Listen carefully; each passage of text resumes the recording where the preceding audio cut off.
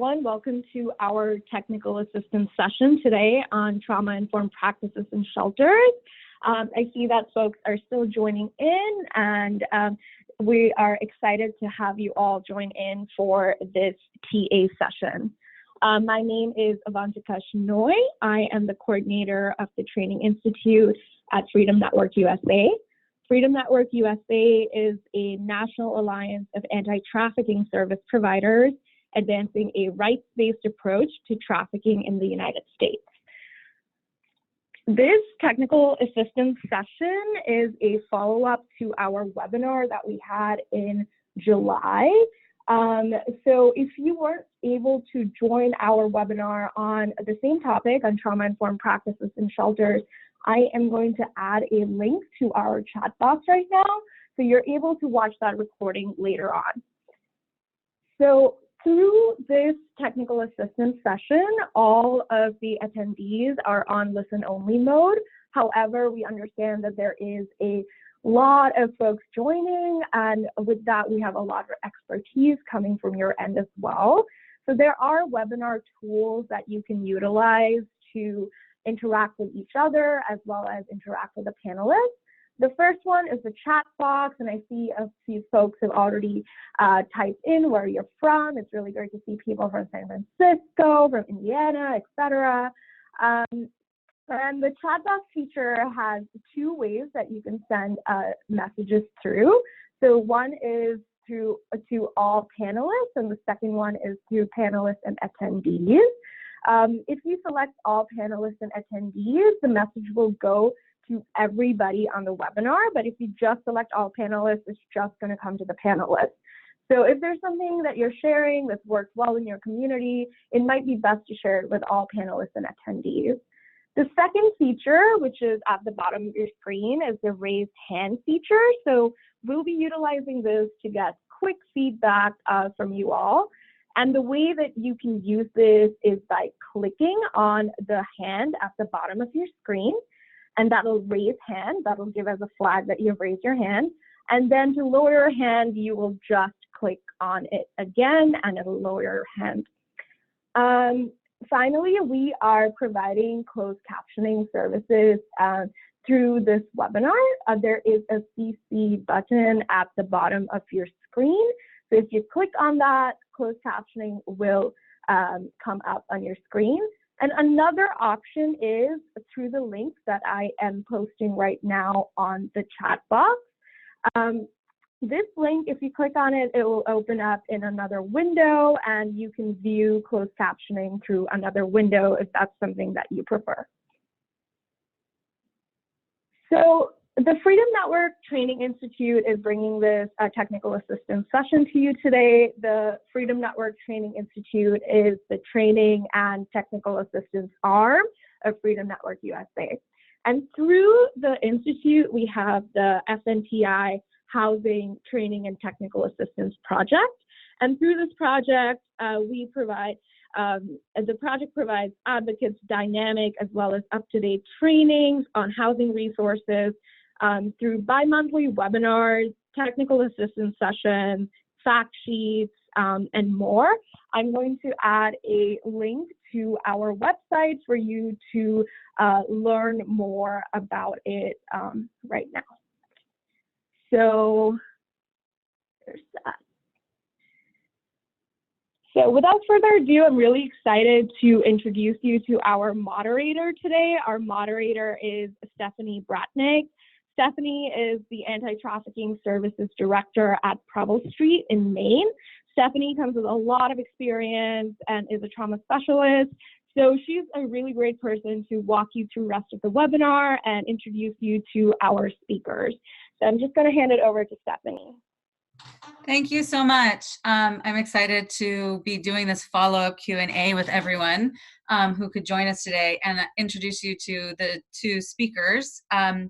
Peg is the founder and CEO of NASH, and she sees multiple innovative programs providing safe housing options for survivors of human trafficking and their families.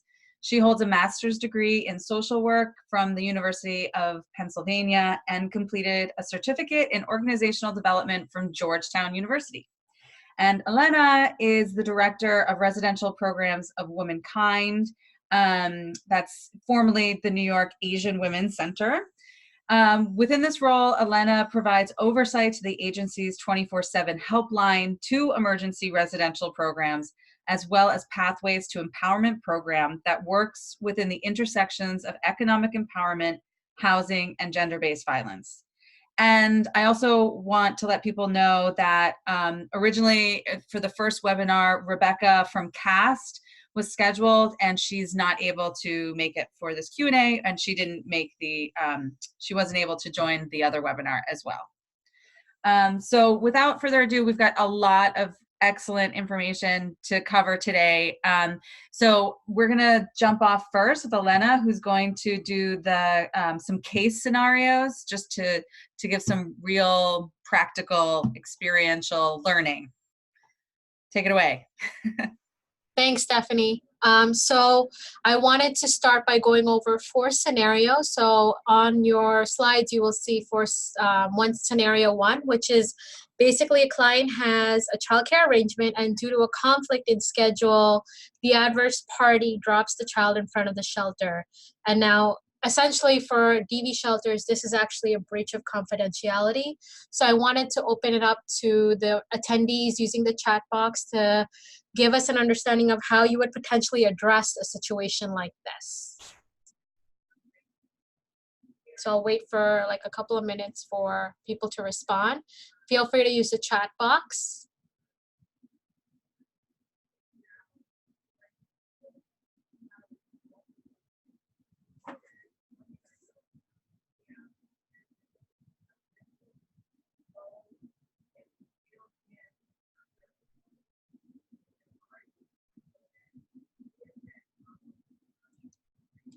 So I can say I'm not getting any responses. So for now, this is an actual scenario Womankind dealt with. Oh, I see some coming in. So Jody said that she would typically review policies with the client and let any appropriate parties know.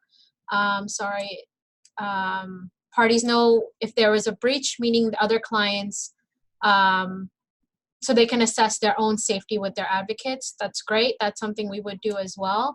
Colleen said we would speak to child parent to go over policy again and give them a second chance as long as the party that was disclosed is not the one that will cause harm.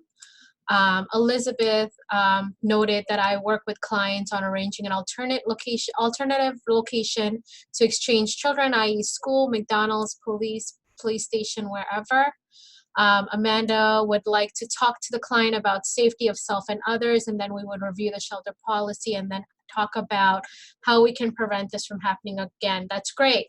In our scenario, it's very similar to what you all have already noted. There would be a conversation first and foremost, and there would also be an understanding that the resident themselves had a limited role to play in the decision that the adverse party took in dropping the child off to the shelter location.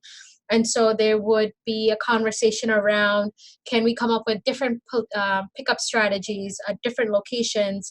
Can we provide the childcare on site as opposed to dropping it off to the other party? And could we come up with a closer drop-off location if transportation is part of the issue, navigating the drop-off, the childcare arrangement? So those are all components of how we would potentially address this. It wouldn't mean that we would necessarily discharge a client for the breach of confidentiality, because there's a recognition that something like this could have been out of the resident's control. But what we would do is try to find alternatives working together with the resident and their family to see what else we could do. So I'm going to move on now to scenario 2. So in scenario 2, the client and child are they're both living in the residential facility, and they're experiencing difficulty in communicating, which is now creating a rift in the relationship dynamic. So all staff on site have noticed and seen or witnessed potentially violent outbursts by both the client, the adult resident, and the child within the house. So in this scenario, how could you potentially address the situation, and what would be some strategies you would use in navigating this family dynamic?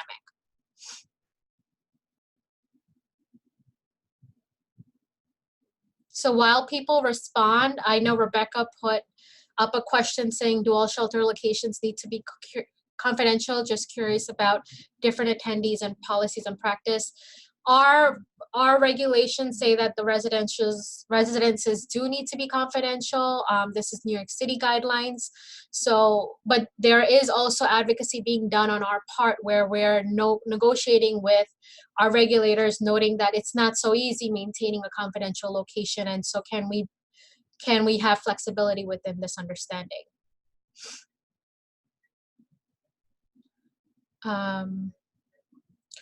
So I think Elizabeth is, in relation to scenario 2, Elizabeth is noting safety planning with the client, and thinking through minimizing harm to the child. I think there's still conversation going on about confidentiality, and that's great.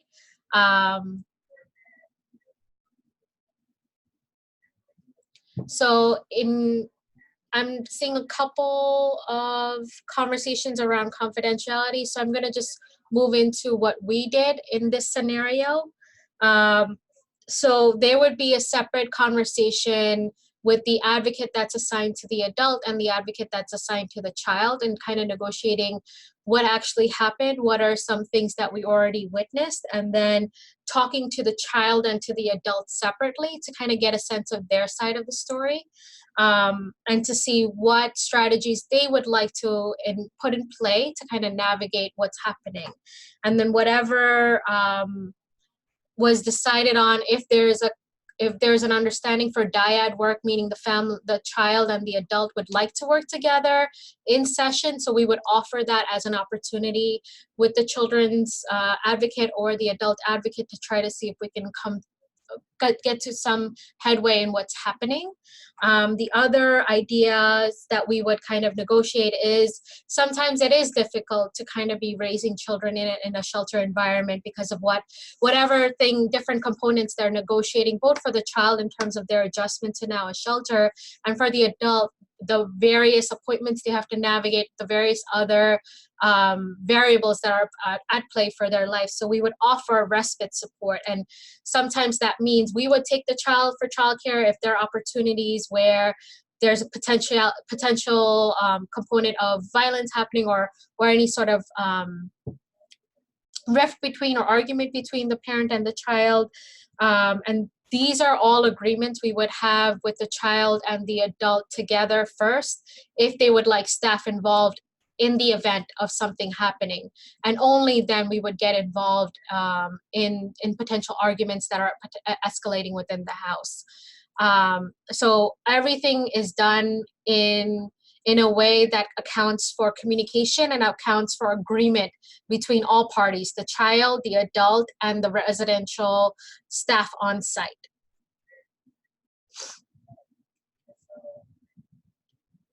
One of the questions that I see coming up for the scenario 2 was, does CPS get involved? It kind of depends on the scenario. Everybody is an individual mandated reporter here in New York City. So if the scenario was escalated to a point where there was abuse or neglect, we would be continuing to call child welfare services. For us, they're called Administration for Children's Services. So yes, that's a possibility.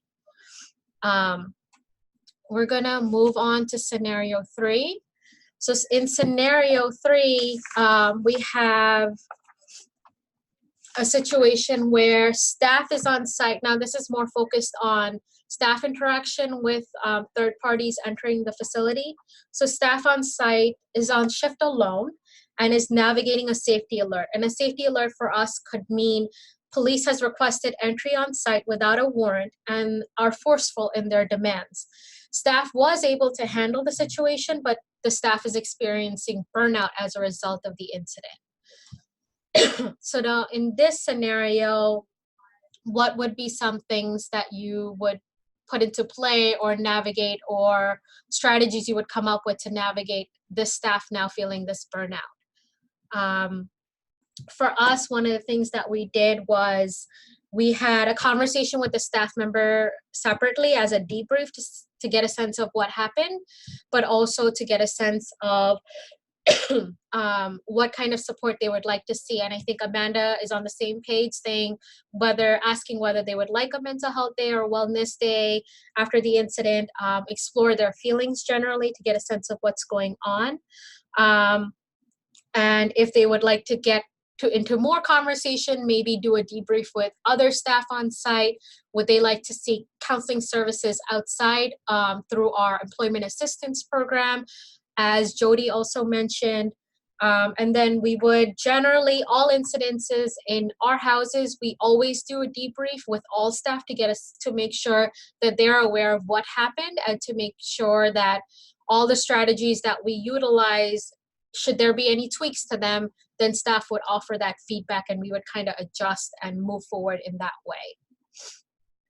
And then going into scenario number 4. So this scenario, during a team meeting with staff in the residential house, there was an exploration of policy change surrounding client access to various amenities, now laundry service, access to Metro cards, access to shared room, computer spaces, Wi-Fi, all of that. We would consider some amenities. Staff was requesting more rules and regulations to better support monitoring. And so in this scenario, how would you necessarily navigate a staff meeting now? This is a group of different individuals, including management, that are talking about the possibility of adding more rules and regulations to better monitor amenities that we're offering to residents.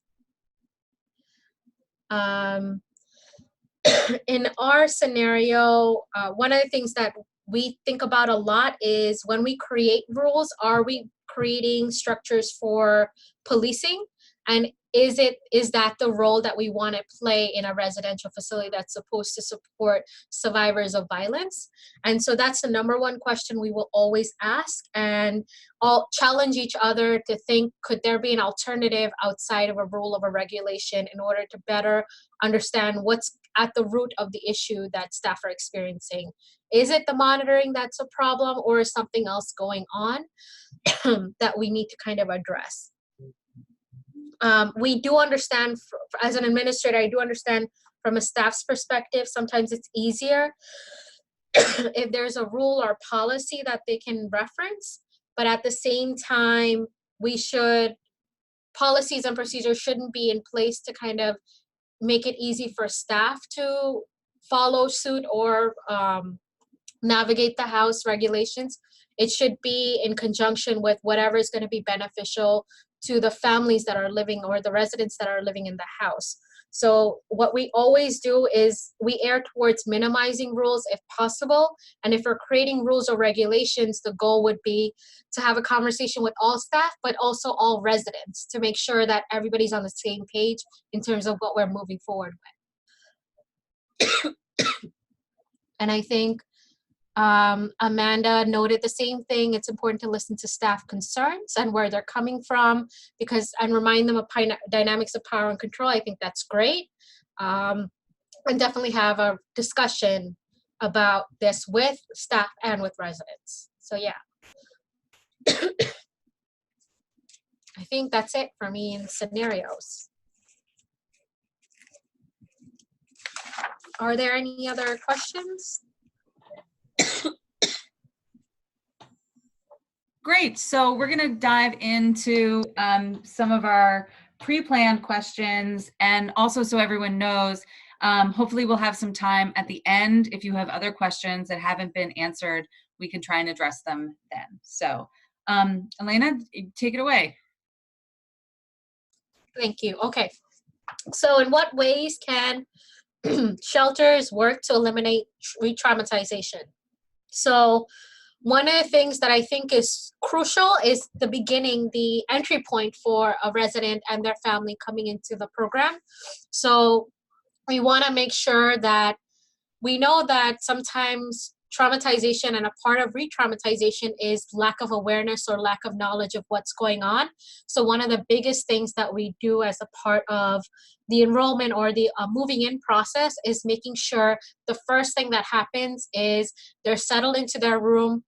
They're given a welcome kit. They're given offered time to maybe relax, eat something, take care of them and their family, but then a tour of the house will start. And the tour is important because we want them to know what is the amenities available within the facility, and then where is it that they can go to access whatever their needs are during their stay. The other layer to this is enrollment. There's times where we would have to ask certain questions around services, the service needs that they will have, but also information about them, identifying information. So as much as possible, we utilize our shelter screening process to gather that information and just do a confirmation during the enrollment process so that they don't have to retell their story necessarily. And then we would provide a lot of information on why we're asking the information that we're asking and what's going to be done with the information that we're asking in that scenario. And then we have an orientation process that goes over all of the rules and the policies of the house. We basically have 4 rules that really cater to negotiating with care and respect and dignity for everybody in the house, not engaging in violence, and then the confidentiality is a part of it as well, along with making sure the space is maintaining hygiene practices within the house in terms of chores and whatnot. And so we're very careful and transparent about the rationale for these rules when we're talking to the clients about it, especially around move-in, and then ongoingly as we're navigating their time with us within the house. And then for our staff, we don't necessarily share everything about the survivorship or what's going on with the family, only information that's absolutely needed for everybody to be able to collaboratively do their work. So we're very open about that. There is a question about, I'm curious how you manage chores. Henry, there's a couple of different strategies that we use, and so I can be happy to talk to you offline and in terms of what we've done, how we've handled it, and what are some difficulties we've negotiated as a result of our strategies.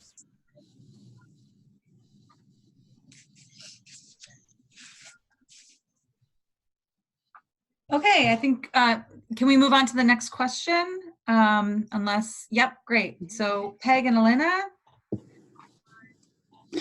Yeah, so this is Peg. I'll jump in.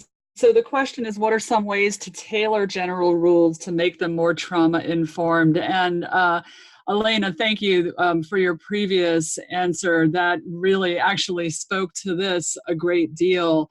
But the point that I would make is that it's important to not have too many rules, to keep them to a minimum, and remember that the more rules you have, the more rules you have to enforce. And it really puts the staff in the position of having to monitor and police, as Elena suggested before, when there are a lot of rules to follow. The other thing that's important is that when survivors come into shelter, they are frequently in crisis or overwhelmed by the process of just having to come into an emergency program. And going over the rules when they first sit down with them, they may not be able to take in a lot of the information that's being shared with them initially. And it's so important to go over those rules with them in a way that they have the time and space to understand what they've agreed to and what they're being asked to comply with. So don't expect when you go over rules that they're going to understand and agree to those rules the first time that they sit down with you. And it's really important that they have a copy of the rules, and that you're available to go over them repeatedly or ask any questions that the residents have. And then just keeping the rules, as Elena suggested, to a few general, fairly easy to follow guidelines that can also be flexible and remain individualized. As we have suggested on the previous webinar, providing services that meet survivors' particular situations, what their worldview is, what their reaction to the traumas that they've experienced, that all is going to look very different. And so you want to be able to be flexible in how you work with them and how they're able to live in the shelter. So keeping rules fairly flexible and general is going to really make that better for everyone involved. Elena, do you have other things to add? Yeah, thanks, Stephanie. I mean, sorry, Peg. One of the things that I wanted to point out that Peg noted was it's definitely, yeah, I totally agree that at orientation, not everybody's ready to hear everything that you're going to throw at them in terms of information. So taking away a document that it's easy to read and that is user-friendly is going to be super important. And in addition, allowing for people being able to forget. It's okay that they forget the rules. Constant reminders is okay, as long as it's done in a respectful way. And then some of the things that I wanted to add to this, it's okay to also for us to think about creating flexibilities within our rules and regulations, because it shouldn't be all rules fit everyone, because their situations are dynamic and there can be extenuating circumstances at play. So we make a lot of accommodations in terms of chores or accommodations around following certain rules like curfew to account for the individual need that that family has. And so that has sometimes been incredibly helpful for some residents. I know sometimes some residents find that our ability to be so flexible can impact consistency, and I know that's a concern our staff have. And so we're trying to still find a balancing act of what is the ideal standpoint to take, but we believe flexibility is an important part of generating rules for any shelter facilities.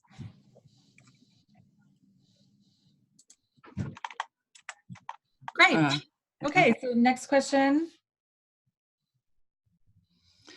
So how can shelters prioritize safety while being trauma-informed? I am going to start just by stressing safety planning. It's something that is so important and is really integral to the survivors, to the work that you're doing with survivors while they're in your shelter.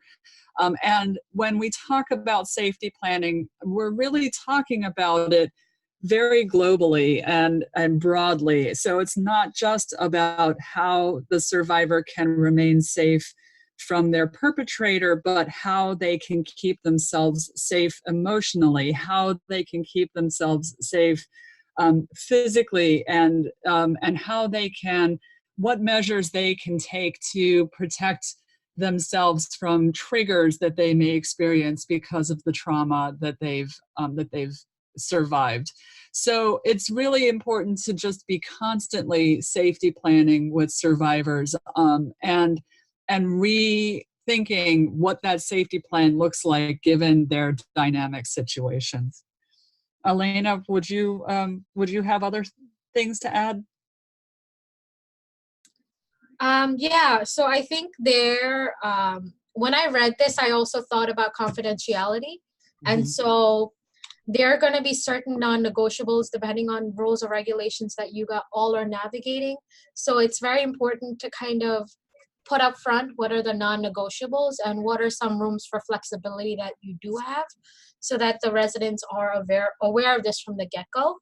And it's also important to kind of continue to bring that up as situations or issues arise throughout the life of the family with us. I think it's important we develop relationships with the local police department and the fire department in case there are any sort of environmental issues like outages or fire issues at the house, or if there are weather conditions that are happening. For the police department, we specifically partner with the domestic violence unit. The reason being that sometimes when police are working with us, and if frontline patrol officers are coming in, they're not necessarily recognizing DV and its impact and how to not engage in a trauma practice within the houses.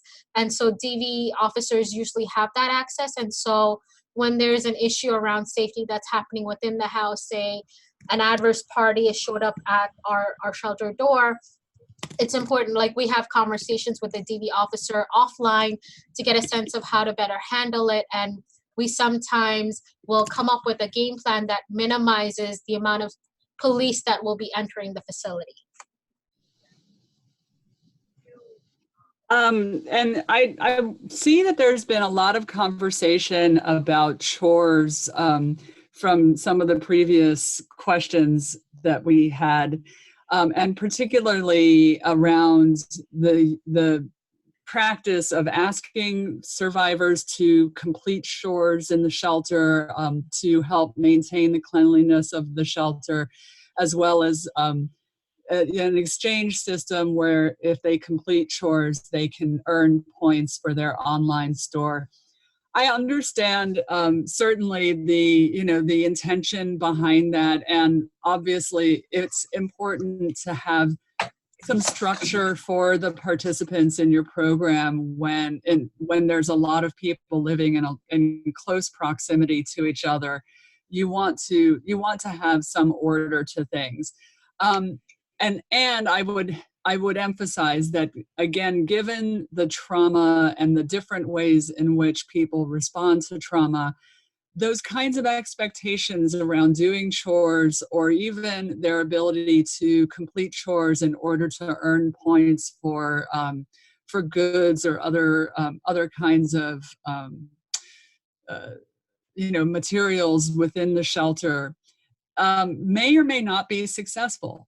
So while it seems like a pretty straightforward system, it might not be something that survivors want to participate in, feel that they have the freedom or flexibility to get the goods that they need without having to complete chores.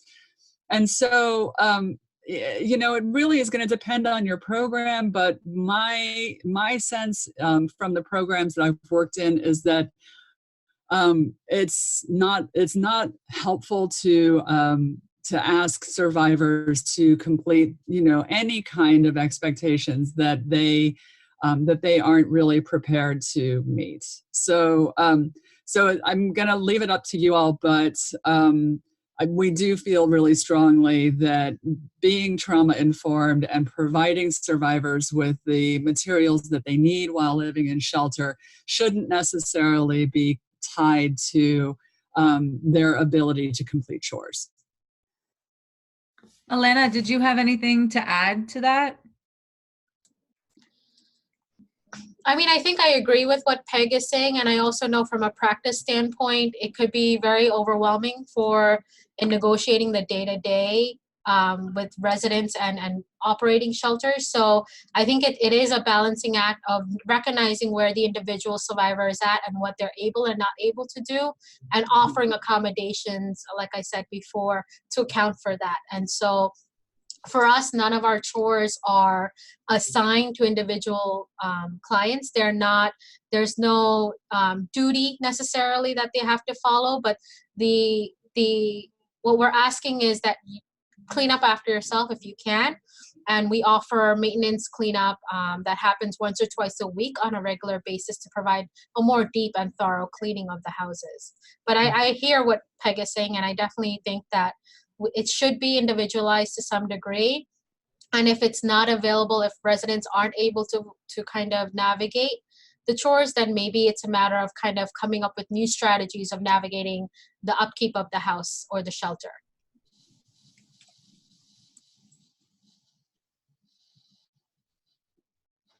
Okay, so how can shelters balance being trauma-informed while holding residents accountable? So it's funny that this is the question following on the discussion we just had around chores.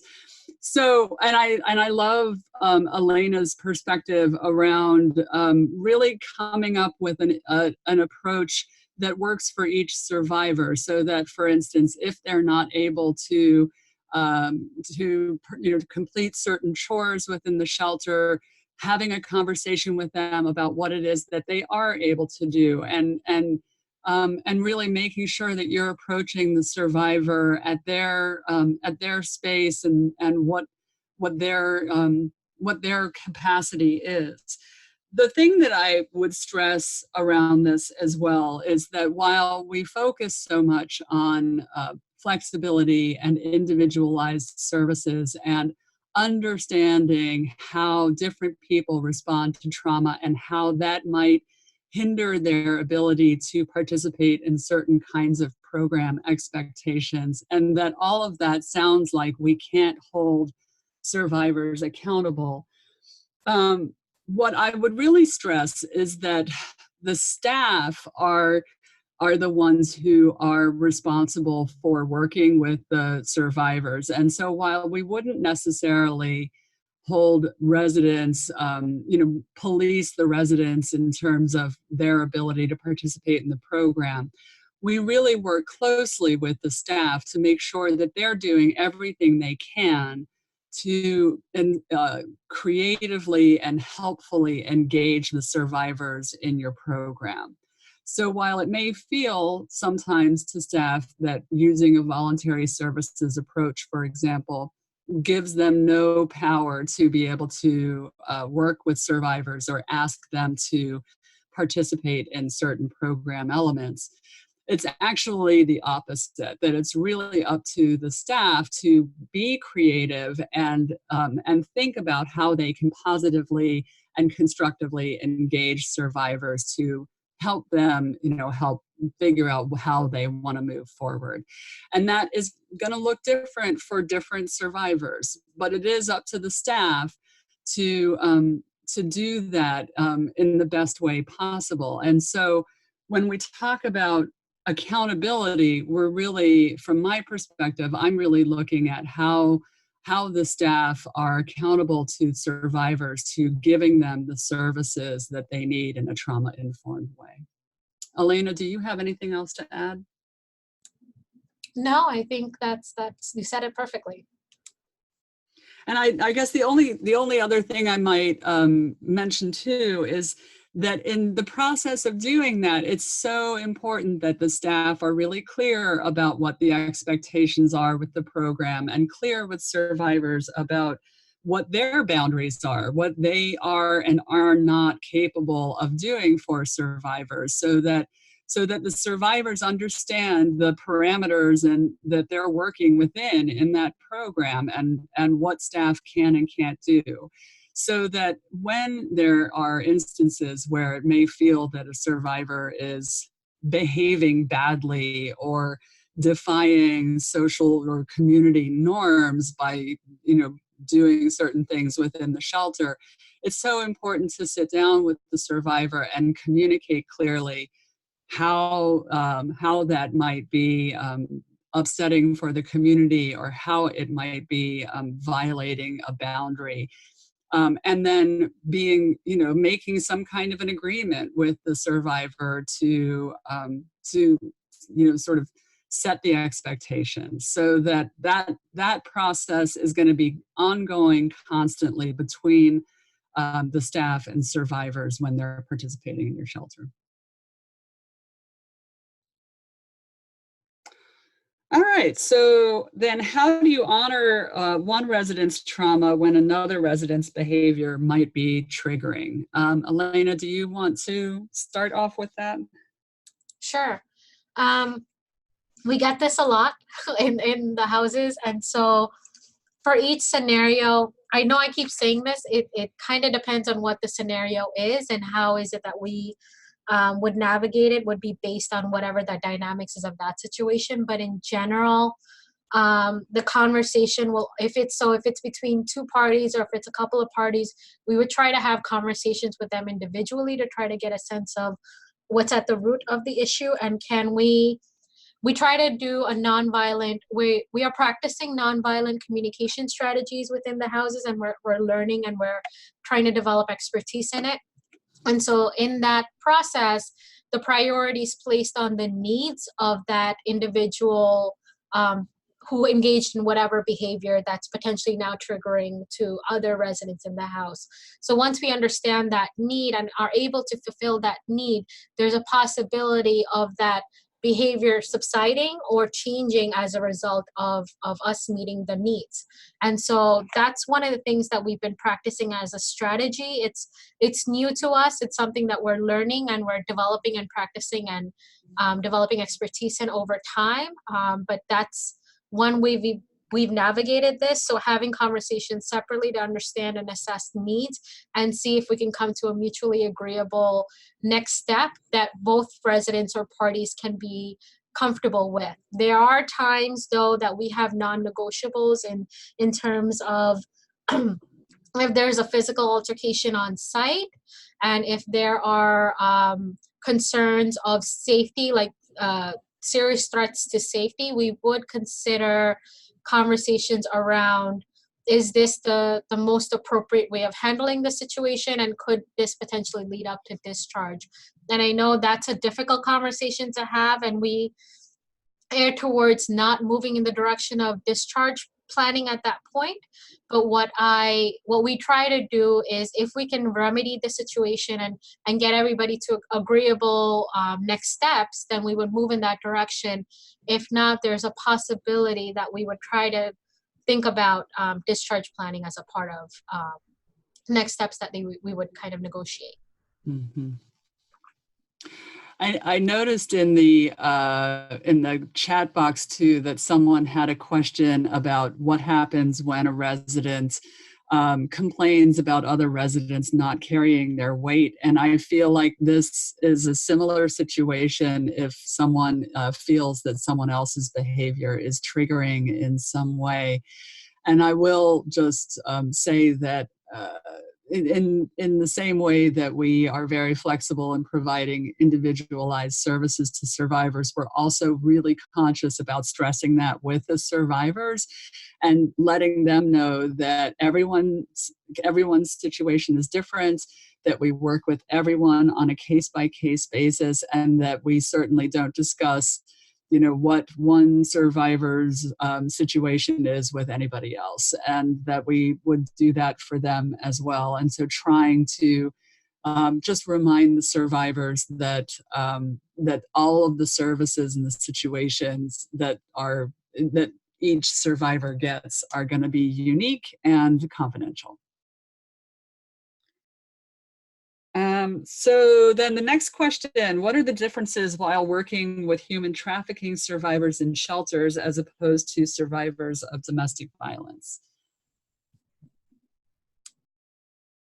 Elena, do you want to have a go at that?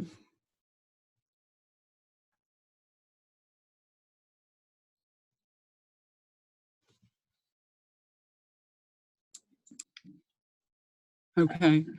Peg, you want to start us off? Sure. I'll give it a shot.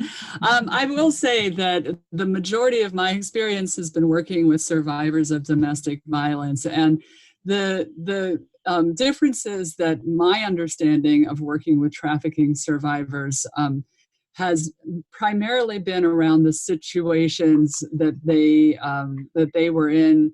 In terms of the trafficking, obviously labor trafficking is very different from intimate partner violence. I think it's a reasonably safe bet that survivors of both will have experienced some kind of violence or abuse, and so the trauma around that might look very similar, but the circumstances can be very different. And so we have had situations, for instance, where we've had survivors of domestic violence say to survivors of trafficking, well, I don't know how that happened to you. I would never let that happen to me. And of course, we have to navigate those kinds of situations where survivors may not necessarily understand the differences. But in terms of working, approaching survivors on on an individualized way and understanding their trauma, it might look very much the same. I don't know, Stephanie or Elena, if you have other things to add to that. Yeah, sorry, I had issues with my mic. So for me, what Peg said, the violence definitely looks different. The power and control component seems to be a common thread, though. But one of the things that we keep in mind is all of our services are voluntary. So we practice a voluntary services model. So none of our services are mandatory in any way or compulsory in any way. But one of the things our history has been when we're bringing in survivors of trafficking, one of the bigger components that was a trigger point for them has been the support group sections or the support group work.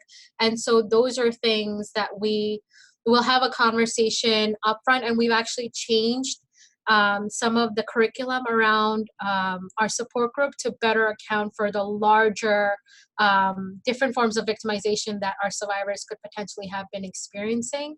And so that's one way we've tweaked it. We also don't make support group mandatory. So if survivors don't feel like they need it or want a benefit from it, they don't have to attend it.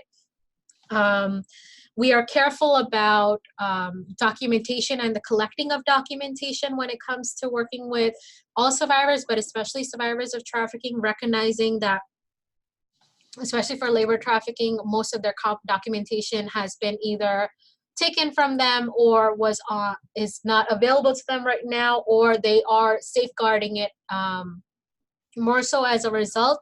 And so if we ask for identifying a documentation or want to see copies, we do it only if it's needed. Otherwise, we're not doing it at all. And if we need it, we're providing rationale as to why it's needed. And one of the things that has also come up in working with trafficking survivors that's a little bit different for working with survivors of domestic violence or sexual violence is the family reunification process. I think sometimes that happens on the way that we are navigating, on the way that they are navigating our stay with us and potentially moving out. That creates its own layer of adjustment and processing that the survivor needs to be ready to now bring family into an environment, either within the shelter or as they're moving out. Elena, I think we're going to move on to the next question, but what you just started talking about, family reunification, is a great lead in to this next question about best practices when working with families. If you maybe can speak a little more to that. Yeah, sure. So we want to, our work focuses on working with the family as a unit. So that means that services are provided individually to the adult and to the child, but there is also a component where we're working in a dyadic relationship. So there's parent-child groups that are happening within the confines of the shelter as group activities. And we do that intentionally because we recognize that trauma can potentially cause a rift in the relationship dynamic between the parent and the child, especially if the parent has left the abusive environment and moved into a new environment with the child when the child wasn't ready for that move. And so a lot of the work is focusing on the rift in that relationship that potentially has happened. So it includes separate work with the adult and the child, and then dyadic work with the child and the parent together, as well as group work with all of the families in the house.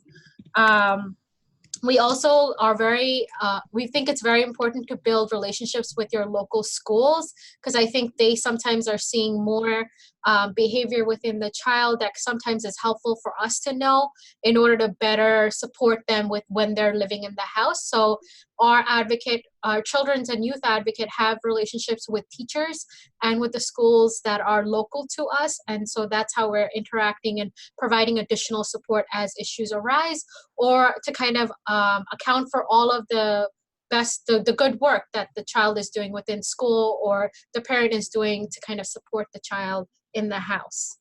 The third thing that I wanted to talk about is sometimes Child Protective Services is involved as families are entering the houses. And so it's important to create channels of communication, but it's also important to draw boundaries, because one of the examples that I can use is ACS has sometimes asked us for more information than is needed for them to be able to do their work. And so we are very careful in letting ACS know what they need to know in relation to child welfare, but in relation to the survivor's trauma history and the details of the work that we're doing with the survivor may not necessarily be important information or valid information for us to share related to the ACS case that's going on. The other thing that we do is having a conversation with the parent when child welfare is involved of what they're comfortable with sharing and what they're not comfortable with sharing. So that is something we're navigating outside, barring any sort of child welfare issues where we're mandated reporters. We will try to accommodate the family's needs. Great, thank you so much. We're going to go on to the next question, and also maybe while you guys are answering this, there have been questions about what are ideas for integrating the ability to be responsive to survivors in a trauma-informed way into staff performance coaching and reviews, as well as certain things to ask or look for during interviews for potential staff. Maybe you could speak to those as well. Sure. So what I would say in regards to some of the best practices to support frontline staff, and it actually goes directly to that question about how to incorporate these practices and evaluating them in the staff performance and coaching, is to incorporate your practices around trauma-informed care and confidentiality and safety into everything that you do. So into the job descriptions when you're recruiting staff, and into the performance evaluation and how staff are able to implement those kinds of practices, and how you can get evidence to back that up. And that might come from comments that you get from survivors. It may come from the performance, just the success that they have in working with survivors in your shelters, but really being able to incorporate those kinds of values throughout your whole program, so that it's not just about the services to survivors, but it's really about how your program operates on the whole. And so when we talk about trauma-informed care, we're not just talking about caring for survivors in a trauma-informed way. We're talking about how does the organization incorporate trauma-informed practices throughout. And so that means allowing staff to have time and space for their own self-care, making sure that you're giving them ample time off, and that you're responsive when there are crises, such as the ones in Elena's scenarios, that you're able to be responsive and flexible to help meet staff's individual needs, that you're really providing staff with opportunities for professional development so that they can be learning and growing and increasing their capacity to better respond to survivors in a trauma-informed way. And all of that, as well as giving staff the opportunity to participate in the development of your program and how your program operates, so that they have some agency in the kinds of rules and practices that they're going to be responsible for implementing. All of that is going to go to making sure that your organization is trauma-informed. Elena, do you have other ideas? And we only have, we have about 1 minute to address Okay. So in that 1 minute, I echo what Peg is saying.